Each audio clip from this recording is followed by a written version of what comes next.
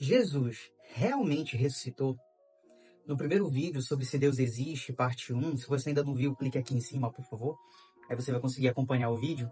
A gente falou sobre a teoria do design inteligente, que é uma teoria que confronta a teoria do Big Bang, do qual tenta nos dizer que o nada do nada tornou tudo. E não faz sentido nenhum, né? Então a gente viu que é mais lógico, faz mais sentido a teoria do design inteligente, que implica em dizer que existe uma mente inteligente por trás da criação do universo, né? Um arquiteto no qual planejou tudo que nós conhecemos. Agora, quem me garante que esse arquiteto, essa mente inteligente, é o Deus da Bíblia? E para mim tudo converge em uma pergunta: Jesus realmente ressuscitou ou não? Porque se Jesus não ressuscitou, então tudo que ele pregou, tudo que ele falou era uma mentira e ele foi apenas mais um homem que passou pela terra e liderou um grande movimento. Em 1 Coríntios capítulo 15, versículo 14, Paulo faz a seguinte afirmação: e se Cristo não ressuscitou, é inútil a nossa pregação, como igualmente é improdutiva a nossa fé. Jesus foi real. É incontestável para qualquer historiador sério que Jesus foi um pregador judeu que viveu na Galileia. Isso é incontestável. Mas a grande pergunta é: Jesus ressuscitou ou não? Se Jesus não ressuscitou, por que eles inventariam essa mentira? Por que os discípulos inventariam que Jesus ressuscitou? E o que eles ganhariam com isso? Esse é o grande questionamento. Então, vamos analisar como se fosse uma mentira, né? O primeiro ponto é, se nós fôssemos criar uma mentira naquela época, e principalmente nosso interesse fosse criar uma mentira que pegasse rápido, jamais a gente inventaria, por exemplo, que Jesus ressuscitou. Seria mais convincente falar uma meia-verdade, que já era a crença da época. Porque ressuscitar no mesmo corpo não era a crença pregada na época. A crença pregada na época era o quê? Que a pessoa podia passar de um corpo para o outro ou passar direto para um paraíso.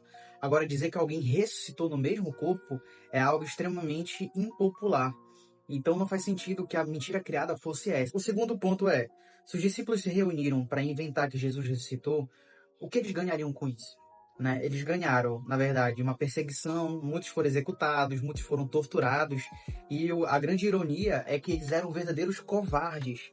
Então, como é que você me explica que homens que eram verdadeiros covardes, homens que quando Jesus foi preso para ser crucificado, eles literalmente fugiram, do nada se tornam homens que têm a coragem de olhar nos olhos do Império Romano e declarar que Jesus ressuscitou, declarar que mesmo que eles tenham que dizer sim para Jesus a preço de morrer, eles pagariam esse preço. Não faz sentido nenhum, do nada, esses covardes se tornarem corajosos ao ponto de morrer e serem torturados por uma mentira. Isso não faz sentido nenhum. Mas vamos considerar que, de repente, esses covardes se tornaram corajosos ao ponto de criar uma mentira que eles não ganhariam nada com ela. Pelo contrário, eles não ganhariam nem fama, nem dinheiro, nem poder, e ganharam apenas as perseguições, torturas e as mortes, né? Eles se reuniram e falaram assim: vamos inventar essa mentira que nosso mestre ressuscitou. Quem serão as primeiras pessoas que irão perpetuar a nossa mentira? E não faz sentido nenhum as primeiras serem mulheres, porque as mulheres não tinham peso de testemunha na época, né? O testemunho delas era quase nulo. Então não faz sentido com que as primeiras testemunhas dizendo que Jesus não estava mais naquele túmulo, naquele sepulcro, seriam as mulheres. Se isso fosse algo combinado, algo conversado entre eles, não faz sentido que as mulheres fossem as primeiras testemunhas. E a gente vem acumulando pontos sem sentidos nessa mentira. Se de fato for uma mentira, é uma mentira muito mal contada. Convenhamos, pensa comigo.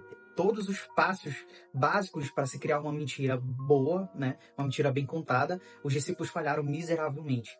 E se a mentira ela é horrível, ela é péssima, logo ela vai ser evidenciada como mentira de maneira muito fácil. Como diz o ditado, mentira tem perna curta. Então a gente vai para o nosso último ponto de raciocínio lógico de toda essa história. Se é uma péssima mentira e uma mentira muito mal contada, não seria muito mais fácil Roma simplesmente mostrar o corpo de Cristo? Dizer assim: olha, aqui está o corpo, ou dizer que Jesus não ressuscitou, provando que Jesus não ressuscitou? A grande verdade é que Roma não tinha o corpo de Cristo. Roma, de fato, perdeu o corpo de Cristo porque ele não estava mais lá. Roma estava vigiando 24 horas o sepulcro que Jesus foi sepultado.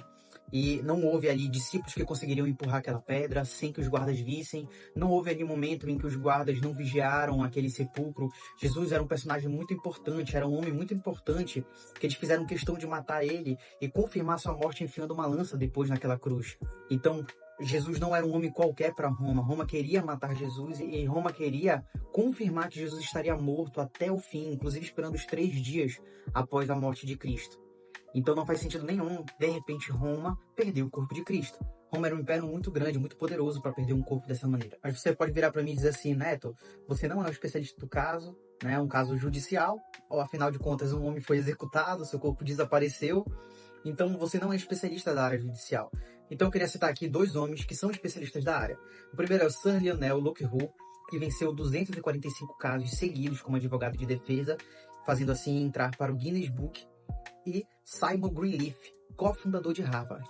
E ambos fazem a seguinte afirmação: a ressurreição é o fato mais bem comprovado da história antiga, com base na coerência dos testemunhos e nos efeitos sociais. Então nós temos a opinião de dois grandes especialistas da área. Eu queria finalizar falando um versículo que está em Atos 5, do 38 ao 39. Portanto, neste caso eu os aconselho, deixe esses homens em paz e soltem-nos. Se o propósito ou a atividade deles for de origem humana, fracassará. Se proceder de Deus, vocês não serão capazes de impedi-los, pois se acharão lutando contra Deus.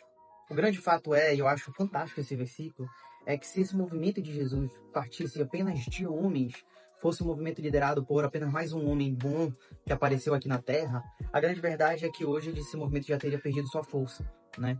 Ou desaparecido completamente, que é o que diz esse versículo. Eles teriam fracassado, mas eles não fracassaram, não é à toa que a gente vive em 2025, depois de Cristo.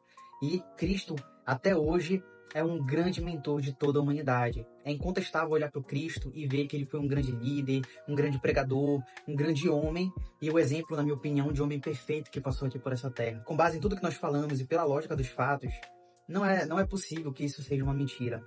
Se fosse uma mentira, já teriam descoberto, já tinham desvendado, já tinha caído por terra tudo isso que é dito sobre a ressurreição de Cristo. Seria muito fácil comprovar ou dizer que isso foi uma mentira. E até hoje nós temos, na verdade, todos os fatos apontando que Cristo, de fato, ressuscitou. E se Cristo ressuscitou, não é vã a nossa fé, não é vã a nossa pregação. Jesus não veio à toa aqui na terra, não foi só mais um homem. Jesus é sim o Filho de Deus. Jesus é aquele que pagou o preço pelos nossos pecados, que veio para nos salvar, que é o único caminho, a verdade e a vida que pode nos levar até a Deus.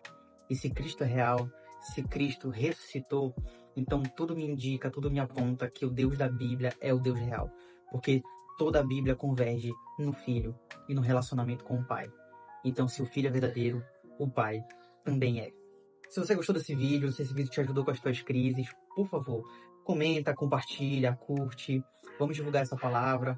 O meu intuito, o meu interesse é que vídeos como esse que eu tenho gravado cheguem em corações como o meu, que por diversas vezes teve essas mesmas crises de perguntar se Deus era real, se Jesus ressuscitou ou não. E com a ajuda de Deus, em nome de Jesus, eu continuarei gravando esses vídeos. Então, ajuda também comentando aquilo que você quer que eu fale, as suas dúvidas, as suas crises, as suas curiosidades a respeito de Deus, a respeito da Bíblia. E é isso.